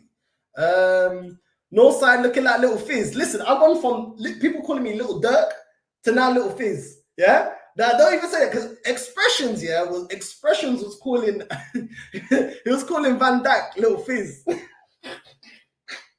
I found that hilarious, bro. How you man calling me Little Fizz now, man? Plus, I'm darker than Little Fizz, innit? Big up to the Meneling gang, innit? Meneling gang, you get me? You get me? You know what I mean? In the summer, I can even go darker. I love my black skin, bro. You know what I mean? Love being black. And everyone should love being wherever they're from as well. But listen, I love being black, man. You know what I mean? It is what it is. But yeah, I'm a bit darker than Little Fizz. But big up B2K, my older sister's favorite band. You know what I mean? Gotta be your everything, everything. Gotta be the money make it. Gotta be Gotta be. Come on, man. Back in the day, bro, everyone loved B2K, man. You know what I'm saying? Everyone loved B2K. I even had braids going back in the day. I had braids going back like Kamarian, because all the B2K guys had it, yeah, and all the girls love B2K, innit? So man wanted to get some of that attention too. Man wanted to get some of that loving too, caramba. You know what I'm saying? So man got the braids too. You know what I mean? Whatever the girls like, you got to be what the girls like. If the girls like it, the girls like it. You know what I'm saying? Listen, I remember I used to get like certain men where we hating, bro. Like, hating on man. I'm like, bro, do you actually think, yeah, I style myself for man? I style myself for the girl. You know what I'm saying? If girls think that I look good, then I'm good. You know what I'm saying? Obviously, also my girl, but if women are saying I'm looking good, then I'm looking good, fam. I don't care what man are saying, because a lot of time man are salty, innit? You know what I'm saying? So it is what it is, bro. If I'm looking like Little Fizz, listen, if I want to know if I got any female viewers, what do the girls think? If it's looking good, then I'm with it. You get me? Sancho's mistake was the price tag. He's under extra pressure. Of course, he's under pressure, but I think Ten Hag's doing a good job over there at Man United. I can't lie. I think he's doing a good job. I do think Ten Hag's doing a good job. Big up Northside in the chat. Big up, bro. what's that? Not Facundo Torres, Ferran Torres instead. I don't know if I want Ferran Torres though. I think there's better options, man. The wingers I want to see is Zaha or Pedro Neto right now. They're my top two right now. I can't lie. They're my top two. I can't lie. But also, in saying that, I mean, even what's the winger for Brighton? What's his name again? What's his name, man? I swear down, what's going on with me, man? I'm forgetting everything today. What's it? Trossard. Is it Trossard? Yeah, Trossard. Yeah. I'd even take Trossard, I'm not even playing, bro. Did you see that goal against Chelsea? Bro, 4-0. Bro. Listen, it's peak. It was peak for Chelsea. It was peak, man. Them players had they made a point of showing Potter Wagwan. Man. They're like, yo, you want to jump ship? Yeah, hold that. So listen, I'd even take Trossard at this point, but Ferran Torres, I don't know, bro. Like, I don't know. I think he's all right. I don't know. I don't rate him that highly, but listen, it is what it is. Imagine after trusting the process and man jump ship. After trust, who are you talking about? Oh, you talking about the manager? Listen, it's mad. Yapstam choked Fergie, choked Fergie up literally. Yeah, madness, bro, madness. But Fergie wouldn't have it. Fergie wouldn't have it either. If Arteta leaves, they'll say it's part of the process. Sign them young and sell them for profit, not just the players. That's quite a good one. I can't lie. That's quite a good one, bro. It's quite a good one. Newcastle doing the Leicester thing. 1 game a week. If they go to Europe next year, they will even out. They'll even out in the top of the table. Newcastle are onto a madness. I can't lie. I'm very, very impressed with how they're building their team, because they actually are making a team. They're not making just super. They're actually making a team and a proper foundation. And it seems like their recruitment is right in line with the style of football that they want to play and what the manager wants. So I'm very, very impressed. But listen, we'll see. Northside, what do you think? It's like I can't read today. What's going on, man? Northside, what do you think Portugal's chances of winning the World Cup are? Listen, with that bum of a manager that we got for Portugal, this guy is annoying, bro. Like, I don't know if you lot saw, for the the Nations League, we were peppering Spain. I've never seen my nation. I've never seen Portugal, be man for man stronger than Spain, We could have slapped them up. Ronaldo cannot be starting for Portugal. I see this bum starting for Portugal. We could have slapped up Spain and we would have progressed through the Nations League. Now, a lot of people are going to say, oh, it's the Nations League, I've only seen my nation win. I've only seen Portugal win the Europa, the Euros and the Nations League. We won the first Nations League when it got introduced, At the end of the day, beggars can't be choosers. Portugal don't win World Cups. They don't win those stuff, innit? So at the end of the day, anything that we can win, I don't care. I'm taking it. Usually I would say that the Nations League is like the international version of the Community Shield. But I don't care. I'm going to be shameless, caramba. I'm going to be shameless. I don't care. I'll take anything that Portugal can win. I'm going to take it. I don't give a crap. I'll even buy it and put it up here. You know what I'm saying? I've got the World Cup here. I'll buy the Nations League Cup. And I'm going to be lifting it up armpits in the air. Because I'll tell you what, most people never see their nation win anything. Do you know what I'm saying? It is hard. So at the end of the day, I don't care. I'll get a Nations League Cup because I'm shameless like that. But at the same time, why are we playing Ronaldo as our main striker? The guy, against Spain had 3 clear chances, one-on-ones with the goalkeeper. This Filho Puta can't even get it on target. That's why I knew that Ronaldo was done. Do you get what I'm saying? And also what I don't like here, when you have so much talent like Jota, like Pedro Neto, when you've got João Felix, when you've got Bruno Fernandes, when you've got all this talent that Portugal's had, I've never seen Portugal this stacked with talent, Ronaldo just sucks the life out of everything. Everything has to run through Ronaldo. And the thing is, it was good when it worked, but now he misses so many chances. I'm like, Ronaldo, please, vai pro banco. Vai pro banco. If you don't know what banco means, it's the bench in Portuguese. Vai pro banco. Because I'm sorry, bro, you can't be playing for Portugal. We have all this talent, and you already know, At the end of the day, cycles come, cycles go. We can't be having this golden generation that we have right now with Portugal in terms of this, the squad that we have. And it's being wasted on a washed-out Ronaldo. And there's no shame in that. Ronaldo's been immense. But you are now 38, bro. You're 38 and it's caught up with you and it's not good enough. And this is why, and this dumb dickhead, yeah, Fernando Santos is the Portugal Seleção manager. This bum always has a handbrake on. You have all this talent and he's putting the handbrake up. It makes no sense. And we got all this talent, and then he's not selecting the right players to go. Do you know what I'm saying? Like, I'm done with it. You know, I'm done with him, bro. Like, he's playing CDMs at centre back. Then he's putting everyone on the break. We got Renato Sanchez that is very good at being a box-to-box midfielder. Yeah, he does very well in that role. My guy can't get a game. It just doesn't make no sense, bro. I want Fernando Santos. He's a bum, bro. He's the Portuguese Sam Allardyce, bro.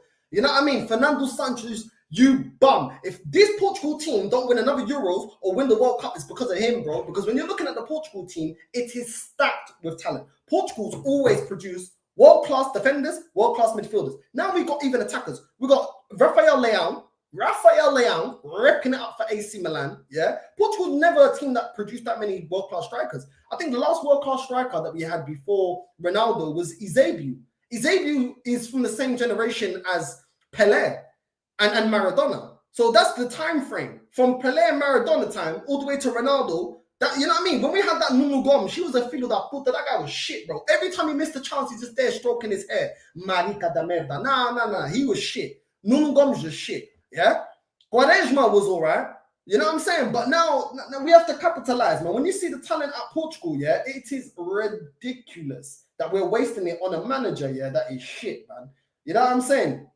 When you're going through the team, it is ridiculous. Absolutely ridiculous.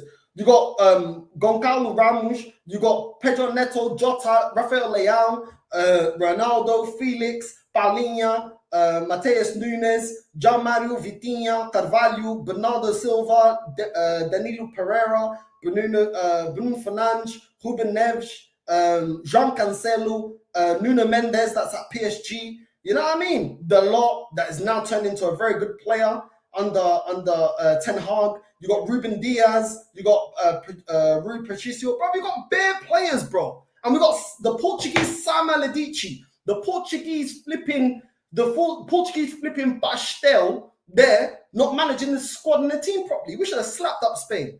That's enough about Portugal. I swear down, bro. Like, Portugal been stressing me out, man. Northside, our fan base are so mediocre, bro. If this fan base are not demanding us to do better in January, bro, I had enough, bro. Our fans don't put enough pressure on the board, bro. The thing is with Arsenal fans, not all, because I'm an Arsenal fan and I'm not deluded, yeah, and you guys are not deluded that watch the channel. The thing is, Arsenal fans like to only call the storm when you're in the storm. You know that Fortnite, yeah? You know when you drop down from Fortnite? This is Arsenal fans. They drop down, yeah, on Fortnite. And they go looting, yeah? Oh, look at this. This is a shiny gun. Oh, look at this. Go into that. Smash that down. Oh, let me get some wood. Let me get some metal so I can build. Let me get... And the meantime, the storm is coming. The storm is coming. But no. Let me keep looting, yeah? Because it's Fortnite. I want to see if I can find a golden gun or a purple gun, yeah? Let me keep looting. The Felix da puta. Then next thing you know, yeah? You know when the storm starts closing in and you're there trying to run out the storm. That's Arsenal fans. That is Arsenal. That's how they see football, yeah? Don't call out our weaknesses. Don't call out where we can improve. No. Wait till shit hits the fan. Wait till we don't do what we need to do in January. And then in May, say, oh, you know what? We should have bought in January. Bro, it happened last season and it's been happening for the last couple of seasons. Well, not the last couple of seasons. It's been happening since we won the league. It's always about, oh, we should have bought the year that Leicester won the league. We would have won the league that year if we added. Yeah. Oh, we should have got players in January when we let go of 6 players. We let go of Aubameyang, and then we flopped top 4. Oh, we should have. Yeah.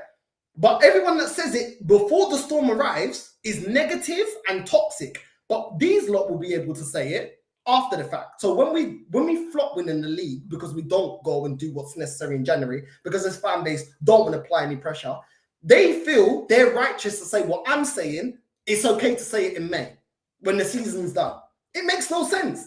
And this is why I just don't care. When I see when I see some dickheads coming in the chat and saying, oh, you always do that, I don't care. Because I know when May comes, and if we don't do what we need to do, if we don't do what we're demanding, they will be saying the exact same thing we're saying. Everyone that criticized me last January was saying what I was saying when the season was over and we lost top 4 place to Tottenham. Why didn't we buy in January? So if we knew that we need to buy in January, this January, everyone needs to be on this club's neck to go out and do what is necessary. That is it. It's as simple as that. It's as simple as that. Can't tell me this club can't be putting out DVDs about all for nothing and look at this project and it's so amazing. And then now that we're actually competing for the league so far, we are technically in a title race right now, you're not going to defend this manager. Makes no sense. So it is what it is, man. It is what it is. Let me get back into more of your comments. We should be signing the likes of Saka and Saliba to long-term contracts, yet the media are pushing the news about Mikel and Edu on a short list to Barca. Joke thing. Bro, priorities. It's crazy, bro. Xavi ain't going anywhere right now. You know what I mean? That guy's got credit in the bank. Let's be real. Xavi's got credit in the bank. Xavi does have credit in the bank because he's a Barca legend. They're 1 point off top. It's not all that bad. Yeah, of course he's going to get scrutinized. The fact that they didn't qualify into the knockout stages of the Champions League, of course. But if he wins the league, which he still can because he's only a point off of top place, if he wins the league and wins the Europa League, all kind of be forgiven at Barca, I reckon. You know what I'm saying? Even if he just wins the league. So it is what it is. The bench is championship side, and we need to strengthen by Lindstrom from Frankfurt, Locatelli, and Target Man. Virgil van Disney had me in bits as well. It's mad. It's mad. Northside, I have to ask you this. I hear a lot of people saying Bruno Fernandes is not a good player at all. So what's your thoughts on him? Bro, the guy is, as a footballer, he's dead. Like, when you look at his link-up play, he's rubbish. When you look at his passing, he's rubbish. He's only really good as being the last man running into the box, pass it into him, and he'll score. Like, he can find the back of the net, I'll give him that. But then again, he might as well be a striker then. You know what I'm saying? Like, everything that you actually rate a midfielder to do, he can't do. You know what I'm saying? Like, he can't do. And for me, that ain't good enough. Like, you know what I mean? A lot of times he loses the ball on the counter. His link-up play ain't that great. Do you know what I mean? The game kind of, like, he's just not that effective. Like, he's not that effective. He'll go, he's the type of player, yeah, he'll go the whole game. He'll be doing bare dumb shit, yeah? And at the last moment, you'll give it to him in the box and he'll put it top bins. You know what I mean? But then if he doesn't score the goal, what is he doing? What is he contributing to the team? Do you know what I'm saying? And every time he's losing the ball the way that he does, he's putting your team back under pressure. And that's why, for me, like, he's only good to come on as a impact sub. I don't really like to see Bruno Fernandes starting for Portugal. I'll be real. Northside, thoughts on Aubameyang as he will line up against you lot on Sunday? Like I said, if you stop the service to Aubameyang, he ain't doing nothing. Aubameyang is another player that, like Bruno Fernandes, it's a bit different. Obviously, they play different positions. But Aubameyang, if you stop his supply, he's doing nothing. He's not going to do what Gabriel Jesus is going to do, drop in deep, start linking play, get other players into the game, get wingers into the game. No, Aubameyang is the most effective in your box. If you stop his supply into the box, then he's not going to do nothing. He's not going to pick the ball up, run past 2-3 players, and then put it top bins. And even when he had the pace, his pace is not even blitzing players no more. Do you know what I'm saying? So that pace is knocked off a little bit. Not saying that he's slow, but it's knocked off. Like, ultimately, if you don't give him nothing in the box, he ain't doing nothing. He ain't doing nothing. He won't do the dirty. He cannot do the dirty work that Gabriel Jesus does. Do you know what I'm saying? Like, if you could combine, yeah, Lacazette and Aubameyang when we had him, you'd have the perfect player. You know what I'm saying? But, you know, Lacazette does all the dirty, used to do all the dirty work that Aubameyang wouldn't do. But Aubameyang was the more clinical striker. So that's all I'm saying. Like, cut off his supply, cut off his water, you know what I mean? Cut off his air, and that's it. He ain't doing nothing. He ain't doing nothing. Big up Northside, Kadamba. Big up, bro. Big up, big up, big up. What's your prediction for the Marseille Spurs game tonight? Listen, I don't know. But this is good, isn't it? Because I haven't heard from Deji, to be honest. I haven't heard from Deji. But if I do, it'll be good because hopefully Marseille would have cooked them. And then when we do the rival show, you know what I mean? We can all stick it on Deji. Looking like Marcus Houston, little brother. Look at these are coming for me, bruv. I swear down. Yeah, man, I swear down. Smash up the likes. Come on, smash up the likes, people, man. I'm ill. I was only supposed to do an hour. It's already an hour and a half. Smash up the likes, man. Don't be a marica your whole life, man. Trossard is a proper baller. I'd have him right now. Yeah, man. I'll take Trossard. Easy. I don't think Arteta would be able to handle Zaha. Zaha, man, he's a madman. Listen, whether he's, I'd rather Zaha in and Arteta out if I had to pick, between both of them. You know what I'm saying? So yeah, man, it is what it is. But yeah, Trossard, 100%. Northside, would you take Almiron? Listen, he's playing well. He's playing well. I don't know, man. Let him keep this up because I've never seen him like perform for a season, innit? But Almiron is playing. He's doing bits right now. He's doing bits. Would he come to Arsenal over a starting place at Newcastle? Because right now, he's in good form. They believe in him. The club is, being ambitious. Let's be real. I don't know. It's quite tricky. But listen, I wouldn't begrudge it. I mean, if we get Almiron, you ain't going to hear me complaining. But I haven't seen him do it for a whole season. But he's definitely improving. Definitely improving. Trossard's a decent shot. Yeah, bro. I'll take Trossard. Trossard, Zaha, Tony, Caicedo. These additions would tout a title challenge, but it's going to be true. But it's just too good to be true. Sorry. Big up to you, bro. Big up to you. Big up to everyone that's locked in, man. Big up Northside, man, bro. Big up, bro. Big up to all of you lot, man. Love for jumping on, man. Man is ill. And yeah, man, a lot of people are locked in today. So yeah, big up, man. Honestly, our bench is being relegated. That tells you everything. It's crazy. It's crazy. Nations League are glorified friendlies. I have no interest in that at all. CR7 is finished. You can't play him in that World Cup as a starter, bro. This obviously he won Portugal the Euros, innit? Basically, like, I know he didn't score the last goal for us. Yeah, no, he didn't, but he basically scored every other goal for us. You know what I'm saying? Leading us to winning our first Euros, the first, Portugal's first ever trophy in international football. So this manager, because he won it for this manager just loves up Ronaldo, innit? But he can live and die on that sword, innit? For me, like, what's saving Fernando Santos at Portugal is he's won us 2 bits of silverware, in it. And whether you consider Nations League glorified friendlies, I agree with you, but we're a nation that, like, we needed it. Do you know what I'm saying? We almost won the World Cup when we had Eusebio. And when you look it up, the only two players that were better than Eusebio in his day was Pele and Maradona. And the only reason Eusebio doesn't get spoken of as much here is because them two beasts outshone him. It's kind of like Ronaldo and Messi. And Neymar's kind of, for the majority of his career has been overshadowed by them two, innit? Because of how good they are. Like, Eusebio was a madman. Madman, do you know what I'm saying? So, we didn't win it. And then when you look at when Ronaldo was a kid and Portugal lost in the final of the Euros, I don't know how we lost that, man. I don't know how. I still have nightmares about that. But we lost to Greece. You know what I'm saying? So we've been void of that. And the thing is like, I've never seen Portugal so strong right now. The Portugal team that lost against Greece in the Europa League, in the Euros, when Ronaldo was a kid and we still had Luis Figo, that team was a better team that we won the Euros with Ronaldo and the rest of them. You know what I'm saying? So listen, it is what it is, man. It is what it is. Like, I'll take any type of silverware for Portugal. Is the Portugal manager Bacalhau Conte? Yeah, basically, I wouldn't even call him Conte, bro. I'll call him a Sam Allardyce, bro. Park the bus settings, yeah, bro. Like, Fernando Santos, she's annoying, bro. Like, got all this, we got all this attacking, all these attacking players, and we play so defensive. It makes no sense. It makes no sense.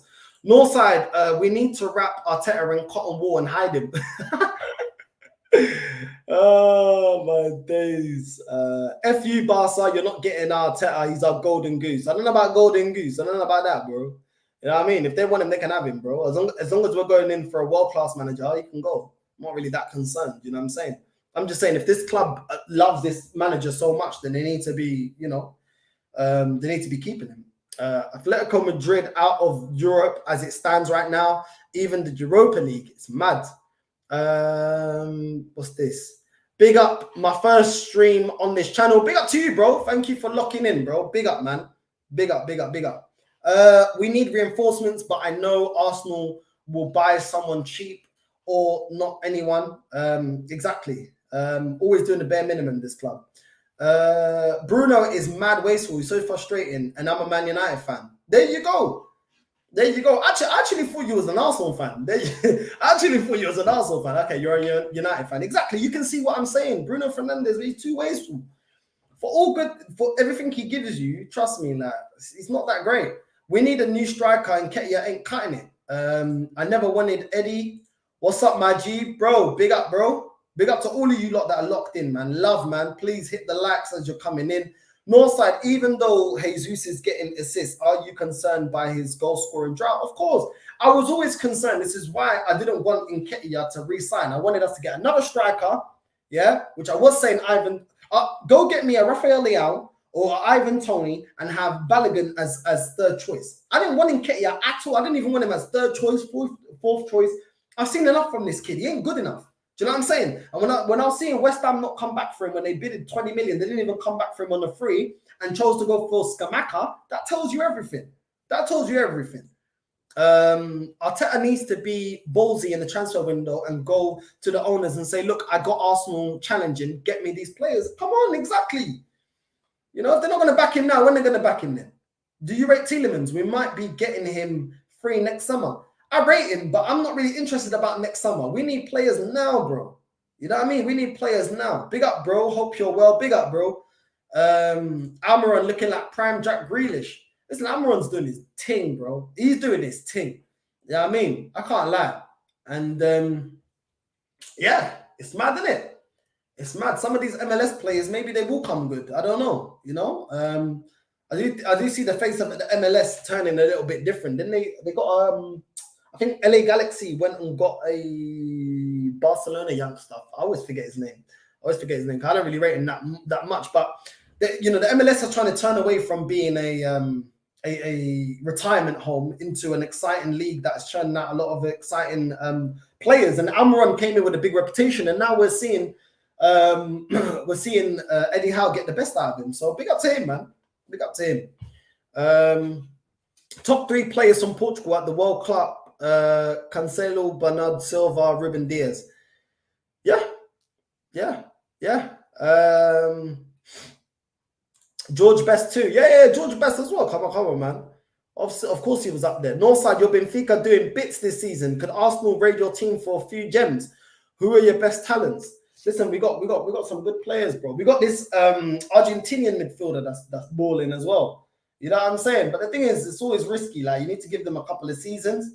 You know what I mean? Like, you can't just attack the Portuguese league like that. You need to give it a little bit. Let him marinate. You know what I mean? Let him marinate. But yeah, man, Benfica doing top of the league. Top of the league. So either way, even if Arsenal, don't do their thing, I think the manager that we've got, hasn't lost the game since he's been at Benfica. You know what I mean? So it's a madness right now. And I think we won our derby as well. We beat Porto. So Benfica back on doing job, man. Benfica, they don't rest on their laurels, bro. Like, if you don't win, you're out. You know what I mean? It's as simple as that. But David Neres came there from Ajax. He's sourcing. He's definitely sourcing. Goncalo Ramos as well as striker. He's been doing all right. Enzo Fernandez is the Argentinian at Benfica. That's doing very, very well as well. Jean-Manuel's doing well, but I think Jean-Manuel's only good for the Portuguese league. I don't really see him cutting it over here in the Portuguese league. Rafa Silva, you see how he was performing in the Champions League and what he done against Juventus. Rafa Silva, I don't know how no one's not picked him up. 29 years old. He's playing. We're playing him mainly as a midfielder, but he can also play on the wings. He's sourcing. You know what I mean? Rafa Silva is hard. He's another player that should be looked at. And we got what's his name? Antonio Silva is a centre-back, Portuguese centre-back that's doing very, very well. I think he's only 19 years old. So yeah, man, we got a couple of players, bro. We got a couple of players doing our thing, innit? You know what I mean? But yeah, we're serious, man. Portugal, Benfica are serious this year. You know what I'm saying? Benfica are serious, and I see us lifting some silverware. What's up, Northside? Big up, bro. What are you saying? I'm good, man. I'm good. Just ill, bro. I got like cramps or something. I don't know what's going on, bro. Like, you know what I mean? I don't know what is going on, bro. But yeah, got some stomach pains. But here we are. RIP Takeoff, sadly gone too soon. Yeah, man. Listen, being a rapper these days, bruv, it's like you're joining the army these days if you're a rapper. Do you know what I'm saying? Like you're a target, you got the target in your head. Do you know what I'm saying? And yeah, it's dangerous being a rapper these days. You can't go nowhere. You know what I mean? Everywhere's dangerous. Chicago's dangerous. Houston is dangerous. You know what I mean? Philly is dangerous. New York's dangerous. LA is dangerous. Everywhere's dangerous, bro. You know what I mean? For these rappers, it's crazy. It's time to spend on real dons, not some MLS promise. Yeah, I agree. Completely agree. Almiron's strike partner was better. Joseph Martinez, and he's still at Atlanta United. Yo, that Joseph Martinez is hard, you know. I've seen him. And there's another player called Ferreira Jesus. I think he plays for Dallas. I think he plays for Dallas FC. I've seen him. Apparently, he's got big potential. Do you know what I'm saying? Like, I would have rather him as third choice to Eddie Nketiah and go and get Ivan Toney. Do you know what I'm saying? But yeah, that Joseph Martinez, I think is he Venezuelan? I think he's Venezuelan. But that kid is he's a striker, bro. Like, he looks good in the MLS. I'd go get him. You know what I mean? I don't understand why we wouldn't go in for him. You know what I mean? He looks promising. Like I said, every player's a gamble, innit? But that Joseph Martinez, isn't he like 27, 28? So if he ain't ready now, when's he going to be ready? Northside, have to ask your thoughts on Haaland, even though you're an Arsenal fan.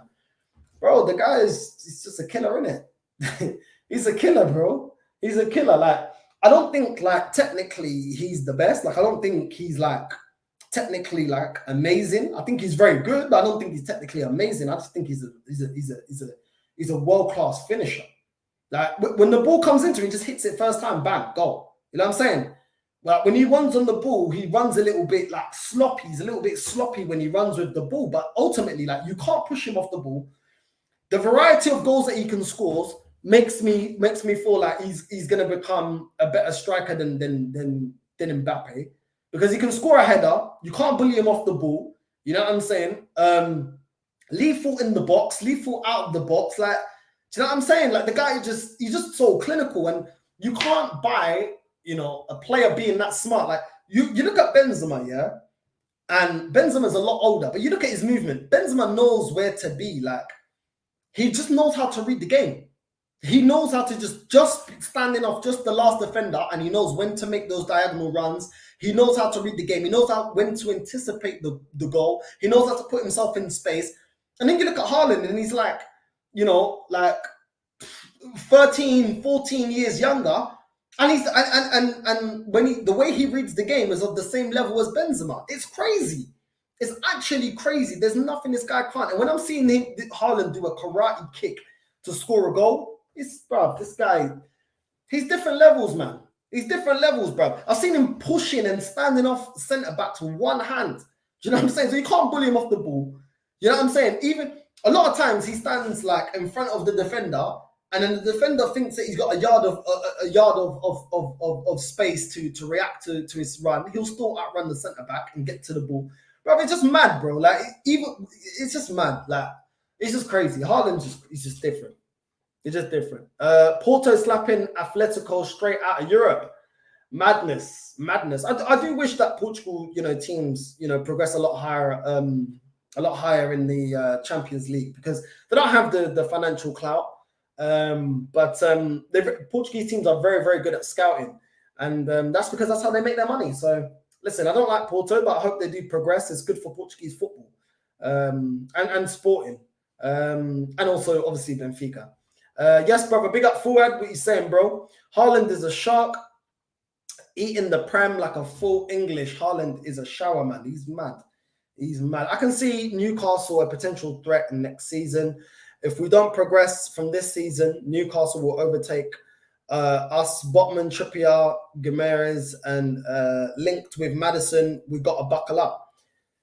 Bro, it's crazy. It is crazy, man. It's crazy. That club is moving serious, and they're building their team serious. So it's just crazy. But listen, people, make sure you like and subscribe. Make sure you hit the like or dislike button. Help me with the algorithm. Big up to everyone.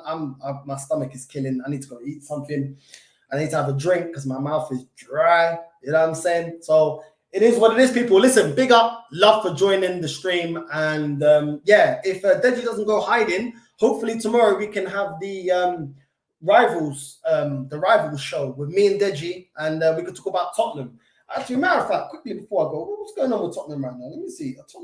Hopefully Tottenham are losing. Where is it? There they go. The game ain't even kicked off yet. Hour 13 minutes away from kickoff. My bad. But yeah, it is what it is. Hopefully Marseille slap up Tottenham, and the rivals show tomorrow can be a good one. So people, make sure you like and subscribe, Kadamba. And I need to go lay down. I'm out. Safe.